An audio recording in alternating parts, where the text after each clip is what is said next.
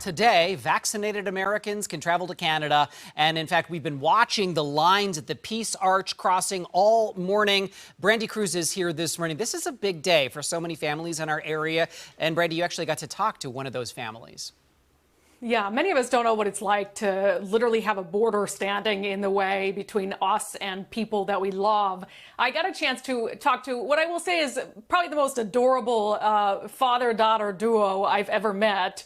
And they are very much looking forward to the border reopening and to being able to spend some much-needed time together.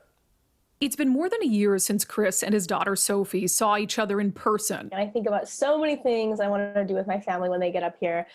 For the past year, I've been going to places and doing things and thinking like, oh man, my dad would love this. So Sophie was studying abroad in South Korea when COVID became a worldwide pandemic. It was terrifying. You just have no sense of control. But when she finally returned stateside in the summer of 2020, Sophie quarantined with her family in Puyallup.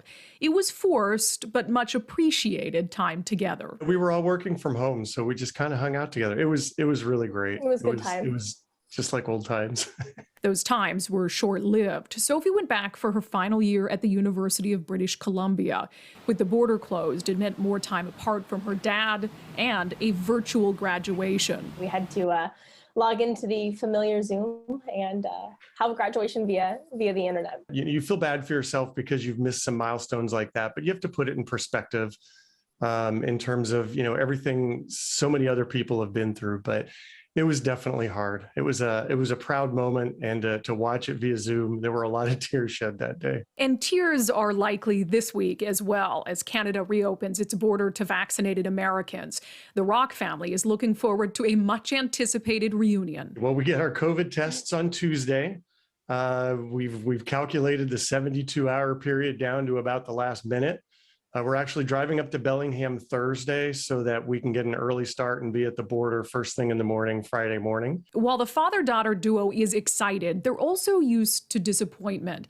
As we've seen, COVID is a rapidly changing pandemic, and a border open one day doesn't necessarily mean it will stay open the next. It is hard to get your hopes up to then just have them kind of let down again.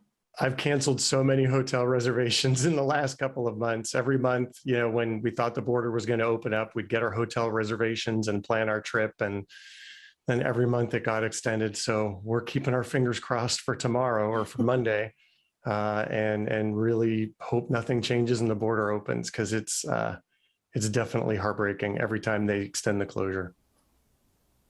Yeah, don't you just love them? I hope they get that much needed time together. And Travis, as a dad, I'm sure you can sort of relate here to missing milestones. One of the things they're looking forward to the most is seeing Sophie's first post-grad apartment. Usually as a parent, you might help your kid move in. They didn't get a chance to do that. Also, Travis, you and I were sent a question a little bit ago, and I think it's a good question. We were sent a question via email, and I wanted to answer it for everyone. The question is, can I come back? Because remember, the U.S. border isn't open until the 21st. Yes, if you're an American and you go visit Canada, you can come back to the United States. And if you're traveling by land, at least right now, there isn't that same negative COVID test requirement.